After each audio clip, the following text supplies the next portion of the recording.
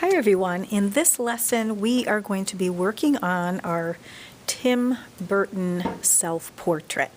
So a self-portrait is a picture of ourself, and Tim Burton is the artist we have been learning about, and we've looked at some of his work to see what his style is really like. So your self-portrait in his style isn't going to look exactly like you, but it will resemble you a bit. So in the last class you had this worksheet, and it showed different face shapes, eyes, nose, mouth, all of that. And in your sketchbook you were asked to practice sketching a self-portrait in Tim Burton style. Well, today we're going to go on to our good paper, which is gray, and this is one that I showed you in class that I have started. It's not finished, but you can get an idea of where we're going. So I'm going to set this aside. When we were working in our sketchbook, there was a way that I showed you to create your face shape. So you picked one of these shapes to work with. And then using your regular 2HB pencil, you're going to just lightly sketch out a face shape. So I hope you're noticing that I'm drawing lightly. And then when I find the shape that I like, then I can trace over with my pencil to make that stand out better. And don't worry if it's not absolutely perfect. So that's one way to do it. Now some of you might still draw kind of small that way. So I have made two tracers, and you can use one of these shapes too to be your face shape. That's fine. Oops, this goes this way. So either way that you're comfortable is the way you can begin your portrait. Now after that, we looked at the hairline and we worked with the hair. But oops, before that, I did say let's do the neck. And we talked about exaggeration, how cartoon artists exaggerate things by either making things really small or really big. And Tim Burton was definitely using exaggeration in his portraits. So now that I have the neck, I'm going to go ahead and add the ears. Now to add the ears, an artist would kind of find the center, and there's an ear, and then over on this side. Okay, don't worry if things don't match up quite right. All right, the hair. So you have to decide what hairline you are going to use. Boys are different than girls, obviously. So I'm going to start, I have mine parted on the side a little bit, and I'm just going to come over here to this ear, to that ear, and then up above here, and I have curvy, wavy hair. Okay, so there's mine. I can go back and erase, but I'm not going to worry about that right now. And then I'm going to go ahead and do the eyes. Remember, Tim loved to make really big eyes. And the same way I sketched the face, you can draw it lightly first and then come back and darken it up. And then you're going to choose a nose, and some people aren't a big fan of these noses, but that is how he would draw them. So don't worry if you decide to pick one like that to use it.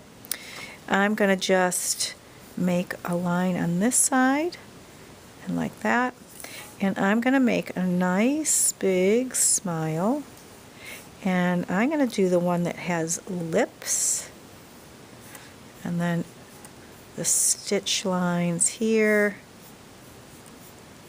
that we saw in his work when we watched the video, and then the eyes.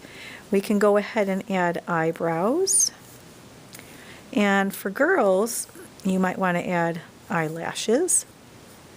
Even though boys have eyelashes, artists usually don't add eyelashes for boys. Now once I have the rough idea of how I want my portrait to look, you're going to come back with your ebony pencil and we're going to start to draw over that, and we're going to pay close attention to the face for now. And I'm going to go over that pencil line. And remember in our last project we were using shading and we used a tissue to blend. So I'm going to start blending that line.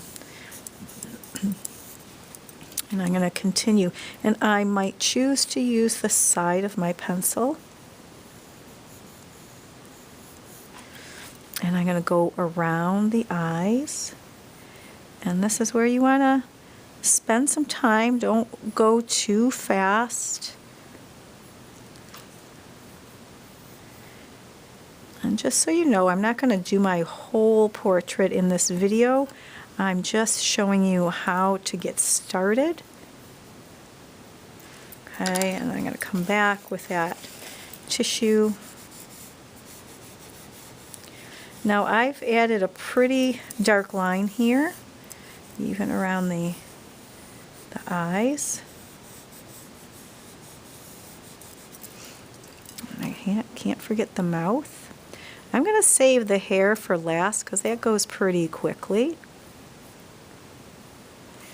And like I said, this is not going to be exactly looking like you, but it should resemble maybe your hair or something. All right, now I'm going to go in close to the nose, and I'm going to shade a little bit darker in certain areas around the eyes. And notice how I'm using the side of the pencil, and I'm going to shade up here. I like to focus on the eyes. They're kind of central to the face, and it's where you get the most expression from. Now we don't want to just shade in the whole face, because your face, just like when we were shading in another project, there's highlights. Any high spot like the nose or the forehead or the cheeks are going to be a highlight, so you don't want to shade those all in. But on the sides of the face, you can shade.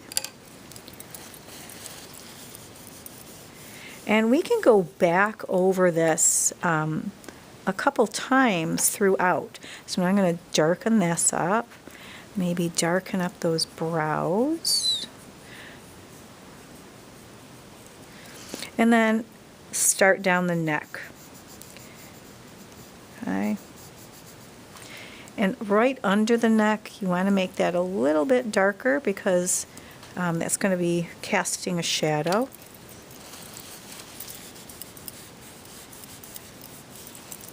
And I'm going to start doing the hair. You can see I'm not finished with everything, but I'm just giving you an idea where to begin. Now for the hair, I really want to describe the lines. So you don't have to just shade in with your pencil. First want to add those lines. I'll just do one side. And then maybe shade a little bit close to the head here.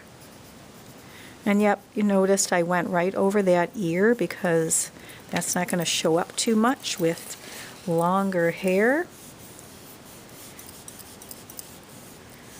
Do that. And this is something that you'll keep coming back to. So I've gotten a start here, but then I'm going to go to the other side. I'm going to finish my body, maybe make a line for where the top is. And I'm going to keep going around like this. Now there is more to this, but the video is kind of a little long, so I'm going to show the rest of this at my demonstration table.